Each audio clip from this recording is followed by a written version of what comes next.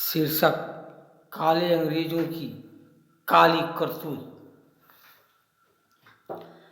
हमारे देश में पाठ्य पुस्तकों में यह पढ़ाया जाता है कि फिरंगियों ने इस देश को बहुत लूटा, इतना लूटा कि इस देश को कंगाल कर दिया। लेकिन मैं कहता हूँ कि बीती बात बिसारी देहु, आगे की सुधि लेहु।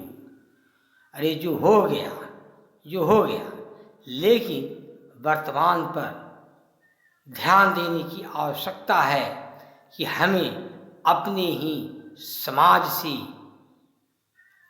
गोरे अंग्रेजों की जगह काले अंग्रेज पैदा हो रहे हैं, जिन्हें पावर मिल गया, चाहे एमपी हो, एमएलए हो, चाहे कोई अफसर हो, वो खासकर ये सब अपने आप को अंग्रेज को भी मात दे रहे हैं। मुझे बहुत दुख की बात है। मैं आपको एक सच्ची बात कहना चाहता हूँ कि महाराष्ट्र का एक गृह मंत्री था, उसका नाम देशमुख था। उसे हर महीने में 1 अरब रुपया चाहिए, यानी 100 करोड़ रुपया वह रिश्वत के रूप में लेता था। अब बताइए, वैसे हमारे देश में कितनी नेता हैं जिसे प्रकाश में नहीं आता। हम जो संसद भवन देखते हैं वह तो लुटेरों का गिरोह है, जो देश को लूटने के लिए जमा होते हैं। जब सभी नेता अपने फायदे की बात आती है तो सभी एक टांग पर खड़ा हो जाते हैं, और जब उनकी सुविधाओं की कटौती की बात आती है तो सियार की तरह हल्ला मचाते हैं। आप यह जानकर समझकर आश्चर्य होंगे कि जिस तरह गोरे अंग्रेज अपने हिसाब से कानून बनाया था, ठीक उसी प्रकार आज भी काले अंग्रेज अपने हिसाब से कानून बनाए हैं।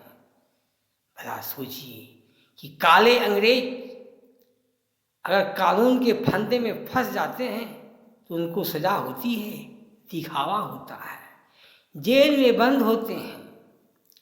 जेलर साहब उनको दामाद की तरह एक अलग वार्ड देते हैं, तकिया लगाते हैं, तोसर लगाते हैं, टीवी देते हैं, हाय रे कानून, और नाना प्रकार की सुविधाएं देते हैं। कानून में समानता कहाँ है?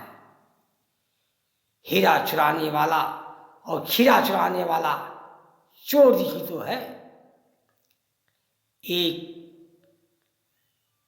एक साधारण चपरासी के लिए एक योग्यता चाहिए, लेकिन बड़े बड़े पदों के लिए कोई योग्यता नहीं। यह बहुत दुख की बात है। मैं एक और बात कहता हूँ कि एक कलेक्टर था। कलेक्टर तो साला लुटेरा था ही, उसे और लूटने का मन हुआ। जानते ही हैं कि राजनीति में आने पर लूट ही लूट है, जितना लूट सको।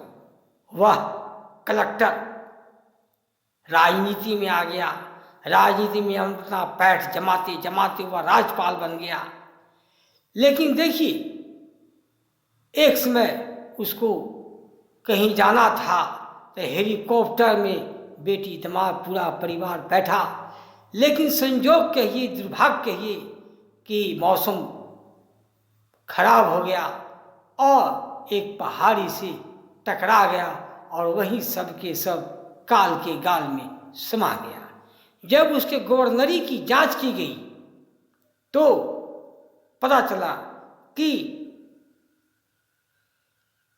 ये अगले जन्म में 10 गवर्नरी में भी इतने दौलत हासिल नहीं कर पाएंगे। राजनीति तो नेताओं की खेती है।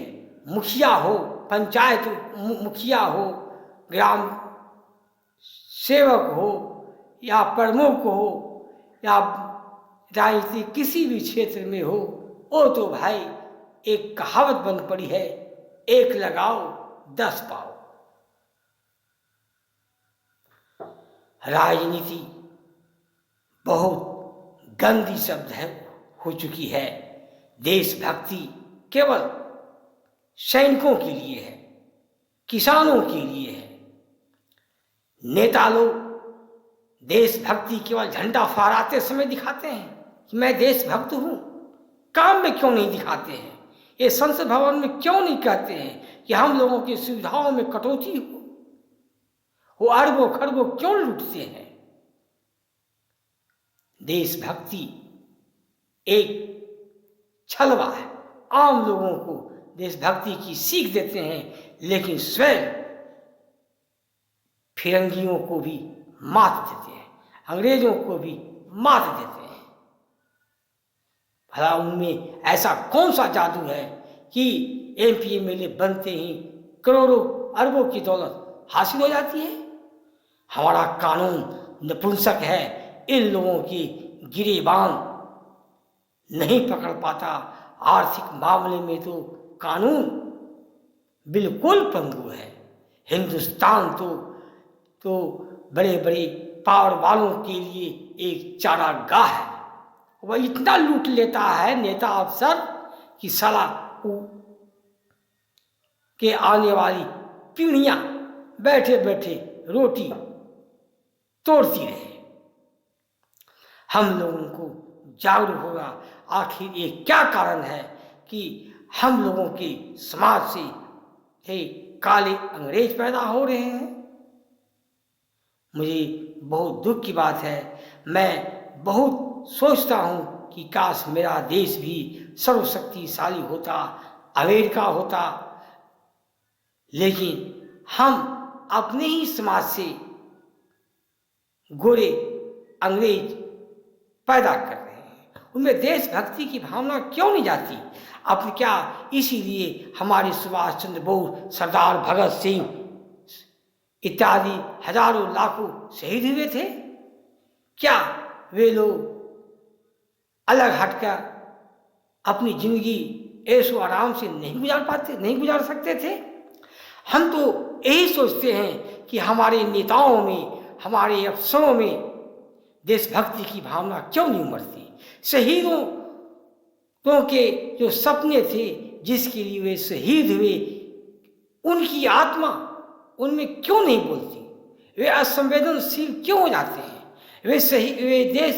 वे केवल झंडा फहराते स्वयं ही उनको देशभक्ति की बात आती है और कर्तव्य में भूल जाते हैं। हमारा कानून सुदृढ़ करना होगा, बड़े बड़े अजगर को पकड़ना होगा, लेकिन पकड़े कैसे? जो पकड़ने वाला जो CBI है, जिसे न्यायाधीश ने, सुप्रीम कोर्ट के न्यायाधीश ने कहा था कि ये तो पिंजड़े का तोता है, CBI को छूट देनी चाहिए और जिसे चाहे उसे उगलवाए कि इतनी संपत्ति तुम्हें हासिल कैसे हुई। मैं अब क्या कहूँ? मैं अपने देश को नमन करता हूँ और मैं अपने शहीदों का लाखों बार याद करके रोता हूँ कि क्या उनकी यही सपने थे कि अपने ही समाज से अंग्रेज पैदा हो जो काला अंग्रेज कहलाए। जय हिंद, जय भारत, शुभ रात्रि।